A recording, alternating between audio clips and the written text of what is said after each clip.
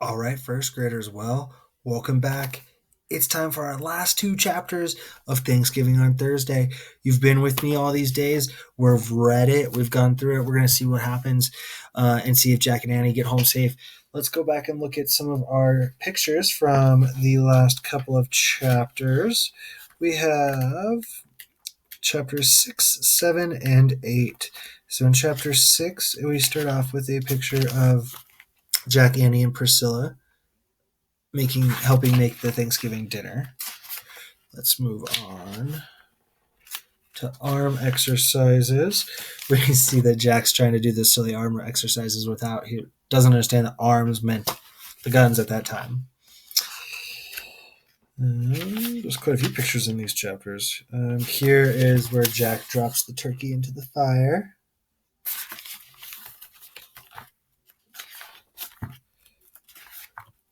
And then we have a picture of everyone at the feast. All right, well, let's go ahead and jump in. I know everyone's probably really excited to see what the end of our story is, so I'm going to start reading and let's just get right into it. Chapter 9, Good Day. Slowly the feast came to an end. The guests wiped their plates with their last bits of bread. Then they wiped their hands and faces with their napkins. Jack and Annie stood up. We have to go home, Annie said to Priscilla. Thou must go back to thine own community now, said Priscilla. Annie nodded. Then she kissed Priscilla on the cheek. Thanks for everything, Annie said. Jack wanted to kiss Priscilla, too, but he was too shy. Thanks, Priscilla, he said. I thank thee, Jack, she said. Then she leaned over and kissed his cheek. Jack felt his face grow red. Excuse me, sir, Annie said to Governor Bradford, but we must leave now. Oh, but we have not yet taught thee how to grow corn, said the little girl Mary. Squanto stood up. Come, he said. I will walk Jack and Annie back to the forest. I will teach them. Oh, thou does not have to do that, Jack said quite quickly.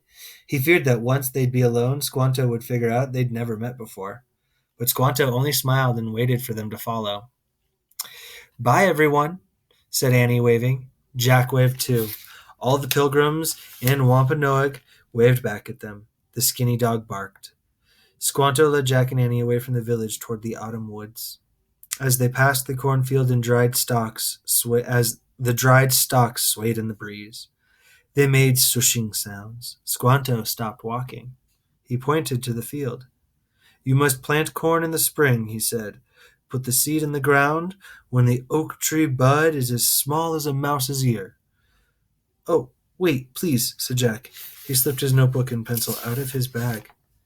It was the first time he'd had a chance to take notes all day. He wrote, How to plant corn.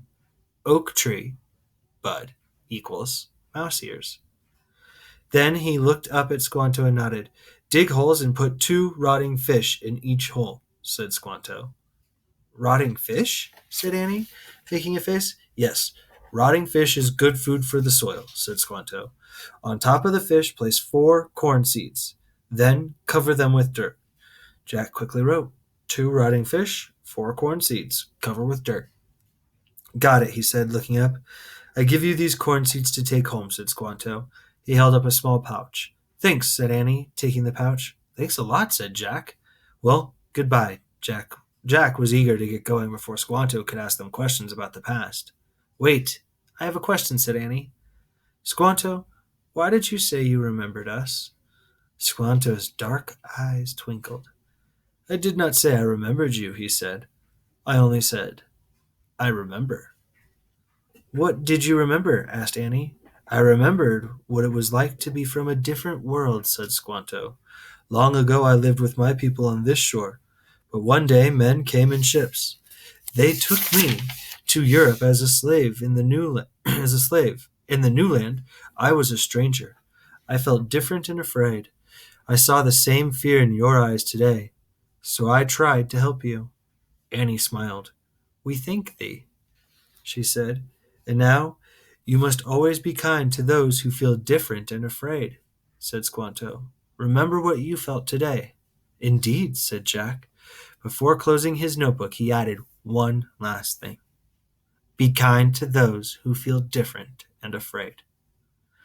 Squanto bowed. Good day, Jack and Annie, he said. Good day, they said. Squanto turned and headed back to the village. The sun was setting. All of Plymouth was lit with a fiery light. It really was a good day, said Annie.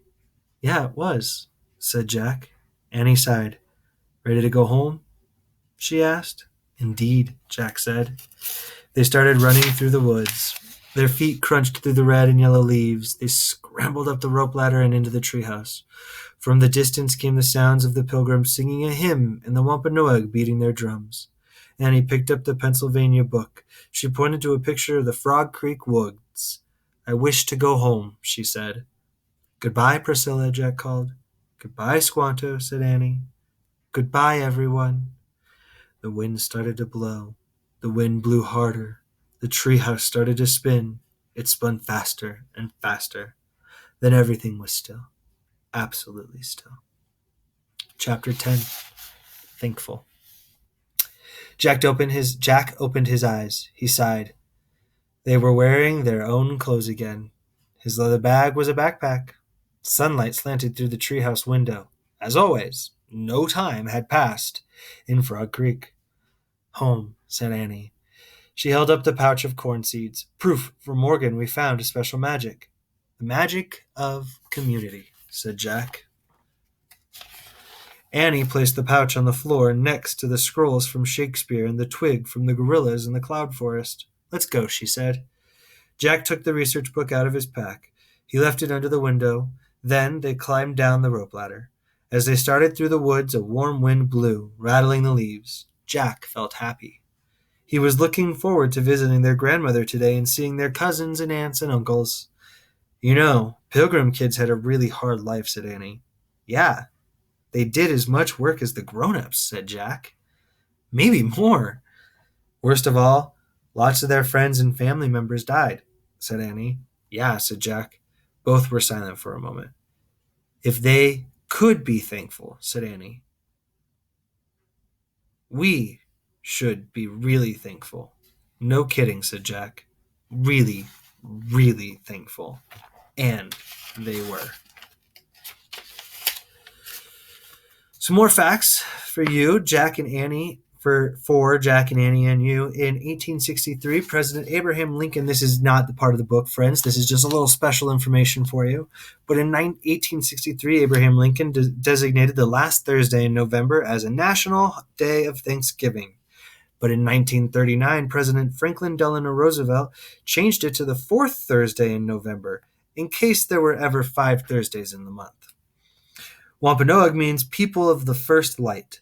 When the Pilgrims arrived, the Wampanoag people had lived in southeastern New England for thousands of years. They were experts at hunting, fishing, and planting. Squanto's real name was Tisquantinum. He was a native of the Patuxet people, which belonged to the Wampanoag Federation of Tribes. The Patuxet had lived in Plymouth before the Pilgrims arrived. But when Squanto returned to Plymouth in 1619 after being kidnapped as a slave, he discovered that all his people had died in a plague in 1617. Since Squanto knew English as well as the language of the Wampanoag, he helped negotiate a peace treaty between the Pilgrims and Chief Massasoit. Less than half of the original Pilgrims survived their first terrible winter, but after that their numbers began to grow. More and more people came from New England. Within 10 years, the population of Plymouth Colony rose to almost 2,000. Priscilla Mullins was the 18-year-old daughter of a shopkeeper in the general sickness of the first year. She lost her parents and her brother. In 1623, Priscilla married another Pilgrim, John Alden, a barrel maker. Priscilla and John had 10 children.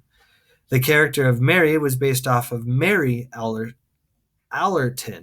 who was a small child when Pilgrims landed in Plymouth. She was the last survivor of the Mayflower's passengers. She died at Plymouth in 1699 at the age of 83. First graders, I hope you enjoyed this story. I'd like you to head over to Seesaw, and I'd like you to draw pictures from our last 2 chapters, our chapters 9 and 10.